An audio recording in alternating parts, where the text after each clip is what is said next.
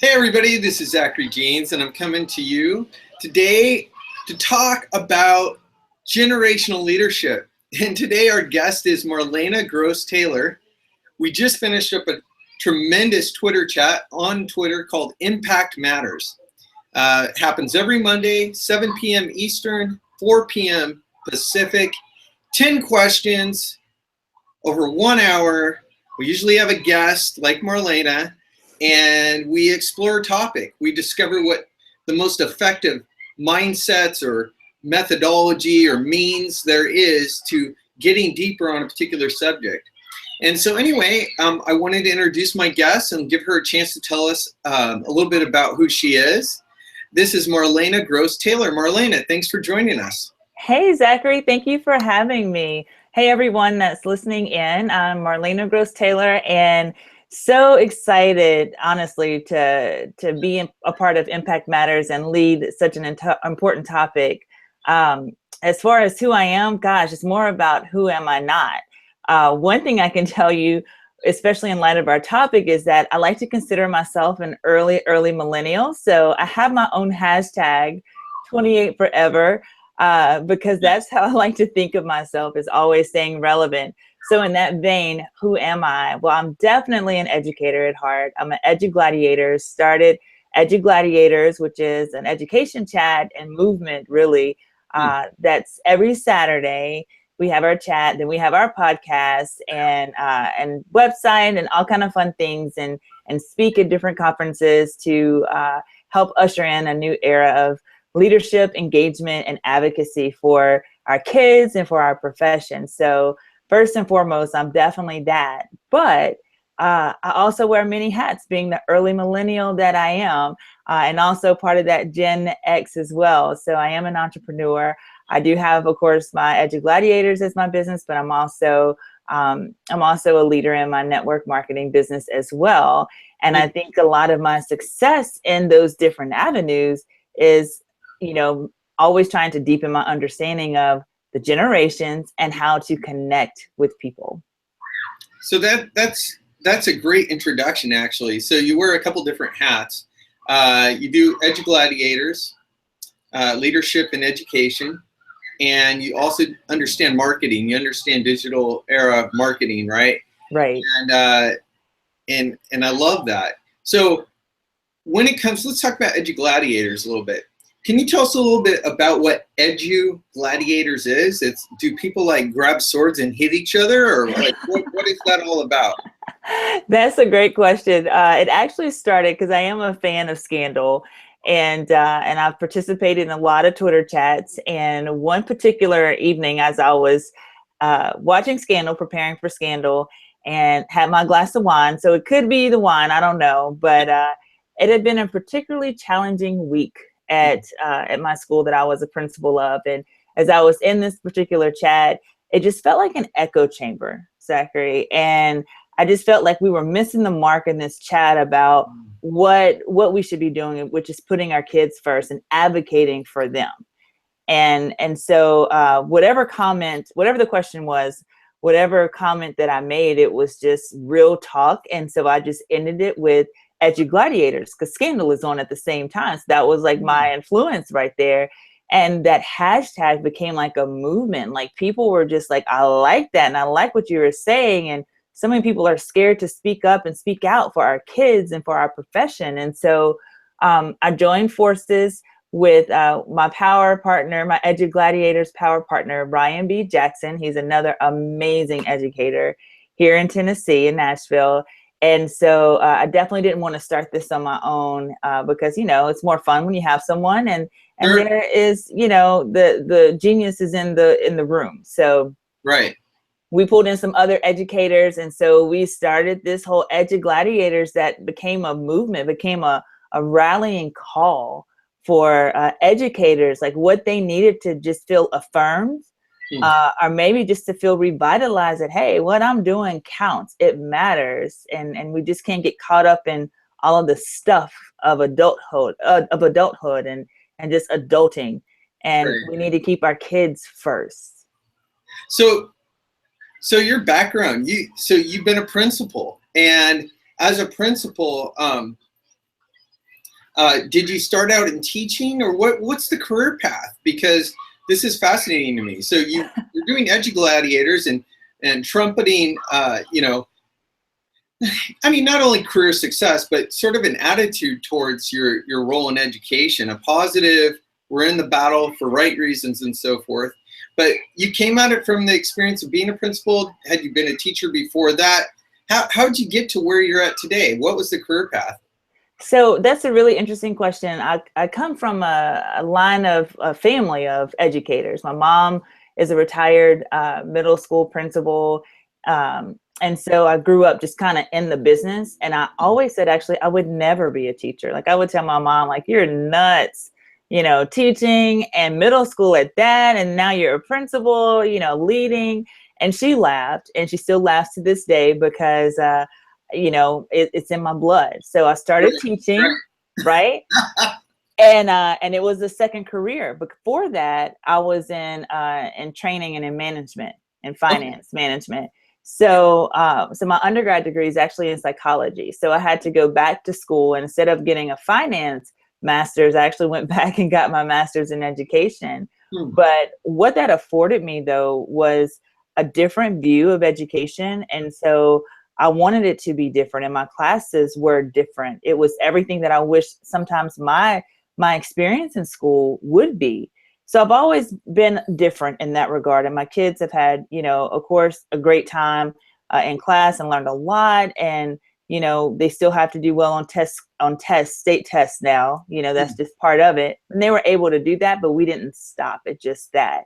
So, so being a teacher and seeing like, hey, you can do this, and you can do this differently, and then wanting to have a greater impact led me into administration. And even now I'm a district administrator here in Nashville. So really focus on inspiring and coaching and just helping our principals lead our schools with that EduGladiators mentality, with that positive growth mindset mentality, because that's how I led my classes. That kind of has been my journey to education. Wow. So yeah, for saying I would never do this, I've done pretty well at 28 forever, right? Wow. So yeah, wow. So I'm sitting here putting this all together, and now in administration and working with principals, and from the point of view of a principal working with teachers, and from the point of view of a teacher working with students, and each level you're leading down to make sure that that group empowers their successive spheres of influence. When you're trying to empower people, what practical means and methods do you use to get that message across? Is it speaking? Is it are you in a book club? I have no idea. Like what couple, three practical tools, methods are you using to communicate the EduGladiator spirit to your principals and successfully then their teachers?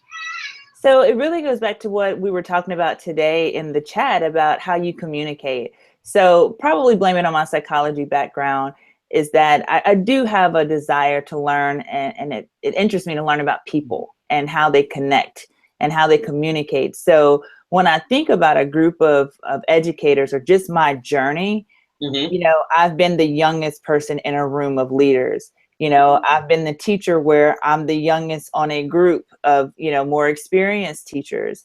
So really adjusting my message, even now as EduGladiators, to the audience, and understanding that if I'm speaking to, you know, one group, then they definitely want to see it digitally, or, you know, and I have a blog post for that, for those that like, I want to read it, you know, I may not want to watch your video or watch a clip. I want to read it. Or for Gen X, who actually prefers face-to-face communication, you know, going to conferences or having a Google Hangout, you know, and I get those requests all the time where, hey, can we just jump on a Google Hangout, and can I ask you a question really quickly? You know, really catering the EduGladiators message to how, honestly, how that generation, whatever generational gap that person or a group kind of generally falls in, giving it to them in multiple forms so they can really hear the message and not be challenged by how the message is being delivered, because they have different formats to view it. And it's been really challenging for me because as a Gen Xer, early millennial, I have my preferred way of communicating. Right. But having to understand that other folks have their ways of communicating. And some of that is by just generationally how they were brought up and what era and what their comfort level of technology is and those types of things. So really being able to share this message in multiple formats, having a core group of warriors, that's what we call our core group of warriors, who also do the same. It really helps us elevate this message and accelerate the outreach of the message of empowerment. And then trying to lead by example too. You know, even though I might be at this position, leadership is just a title. Honestly, it's about locking arms with people that you're leading and being transparent, being able to say, I don't know, being able to share your mistakes. But for me in education, most importantly is because everything starts in the classroom, not becoming too above my station as a teacher to where I can't go back in the classroom and teach and model for my teachers. Got it. So I talk within the context of technology. I've found myself in conversations especially in the last few months, with real educators like yourself, but like through a technology conference. Say for Salesforce.org, they have a higher ed summit, and it was at Austin this year, and it included universities, private, public, but it also had some K through 12, right? And so education and the concept of matriculating up into a higher ed situation where traditional degrees are sort of being outpaced by practical experience and some of the, online classes you can take and, mix that with a little bit of college and all of a sudden you got a job. How are you preparing your students and your students, I mean, through your principals and through the teachers? How is EduGladiators preparing them for this rapidly changing technological world where, all of a sudden it's not just, did you get this degree? Did you pass this thing? It's like, what's your practical experience? And you mentioned test taking. That is checking the box, if you will, but you're talking about helping your particular kids, your kids, get beyond that. So help me understand, how does EduGladiators, or maybe how are you in your district trying to prepare kids for this next level of education? So part of our mission as EduGladiators, honestly, is first starting with our teachers and leaders and changing their mindset, help changing the narrative of education. When you think about education, it is the one shared experience for most people in our country. Yeah, that's true. So we tend to look and judge and critique education based on how we experienced it. So when I'm talking to, or when any of the other core warriors are talking to or writing about, this mindset, this shift, it's really about, okay, being 28 forever, being relevant, keeping that mentality of, I have to keep learning, I have to stay on my toes, because the kids that we teach, they're part of a whole different generation, which is Generation Z. So they don't know life without technology. They don't know life without a cell phone. I mean, Zach, come on, my first cell phone was mounted in my car. Right. It was a car phone. We didn't even call it a cell phone. It was a car phone, and I thought I was just doing the most, at that point. Our kids in our classrooms, they don't know what life is like without internet, without Hulu, without Netflix, without their cell phones, without, their music, even at a young age. So for EduGladiators, it's changing that mind shift because their teachers are not Generation Z.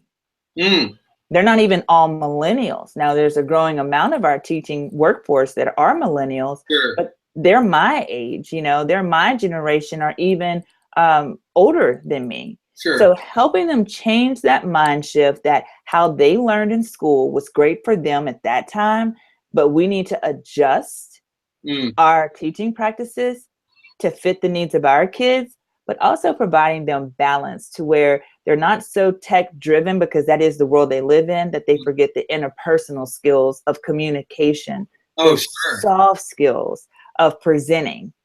Mm-hmm. No, that's really great. And I guess I think about when we talk about generational leadership, then what we're getting at is that it's incumbent upon us, no matter where we fall in terms of age, to learn enough about that other generation, whether it's below our age or above our age, so that we communicate and relate effectively. So let's go to that subject of leadership. When you talk about creating an environment where your teachers that are clearly teaching from a perspective that they didn't have access to iPads and so forth when they were coming up, how do you talk to them about it from a leadership point of view? How do you teach them that this isn't just one more job requirement? It's not just a some sort of necessity that they got to engage, but where it's an opportunity for real leadership in the lives of these kids. How do you get that leadership component talked about when you're talking with principals and teachers?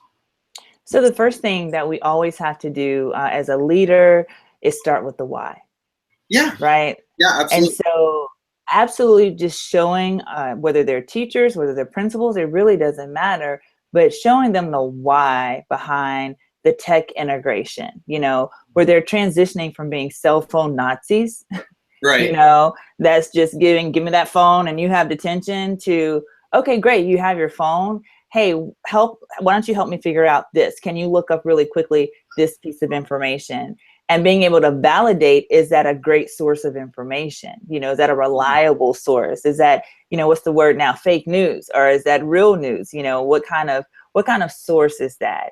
So starting with the why. And one of my favorite things to do, Zachary, is there's a video, social economics, and it's updated every year. And it's a great quick little video that shows how the digital age impacts everything we do now. And so when I show that to a multi-generational group of teachers and leaders, the first thing I ask, what was your aha moment? Oh. And it never fails across all the generations that might be in that group. And most groups have a little bit of everybody in there as teachers. They each pull out different things that was like, wow, I didn't know that. Really? And so there's that kind of assumptions going on in that room that they didn't know. Right. So having them do that share out and doing a couple of other activities where they have to rely on the wealth of that person from another generation to help figure out the problem really brings everybody together and solidifies the why. So once we have the why established that we need to do this, then it's about creating an environment where they can play, where the educators can play with whatever technology, whatever app that district or that school might be using, in a safe way that if they mess up, it's okay. Right. And that we're in this together. School years, something, they can literally just mess around with it. That's so good. Right. Yeah. Right. And then they rely on their colleagues who are from other generations, either up or down, to help them. Right. Wow. Well, this has been awesome. So I want to ask how I get, for instance, I'm a little bit connected to the higher ed space and education space through Salesforce World, where I talk to folks. Or how can folks connect with you professionally around maybe having you come to a conference, or how can they connect with you about EduGladiators?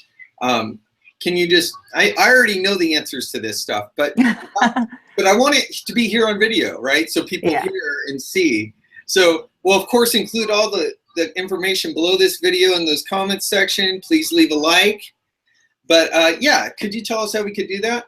Sure. So because of my different adventures that I've taken on this path, which again, generationally for Gen Xers, we look at work as an adventure. Yes.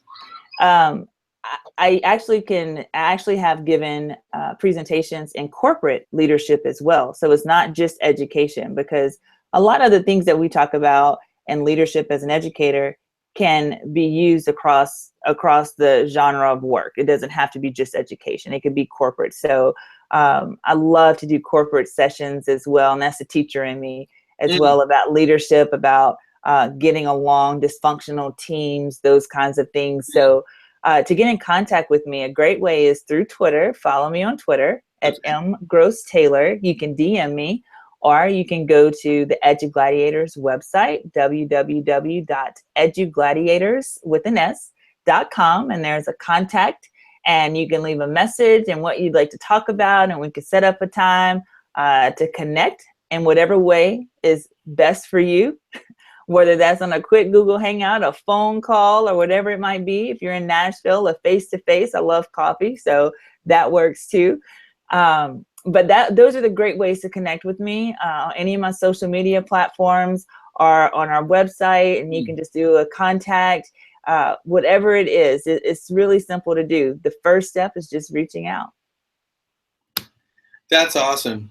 Hey, I just want to say thanks so much to Marlena for joining us, and for all of you that are watching this video, whether it's today that we recorded or somewhere down in the years. We never know, right? So it's really important that we all remember that. What you do, it has an impact, and it matters. It may not matter at this second for the folks that you're reaching out to in your network, but it has, when you're vulnerable and you put this stuff out there and you share something that's important to you, guess what? It's gonna be important to someone else. And I think I speak for all of us that what you shared today, Marlena, really impacted us around education. We've all got kids, or we have family, and knowing that there are folks like you that are battling and defending some of these concepts in this really highly regulated education space. That means so much to us. And so, yeah, make sure you check the comments below. There's going to be all that contact info for Marlena. Really encourage you to reach out to her and leave a like. So thanks so much. Have a great night, and we'll talk to you soon. Okay, Marlena? Awesome. Thanks, Zachary. Thanks, everyone. All right. Bye-bye.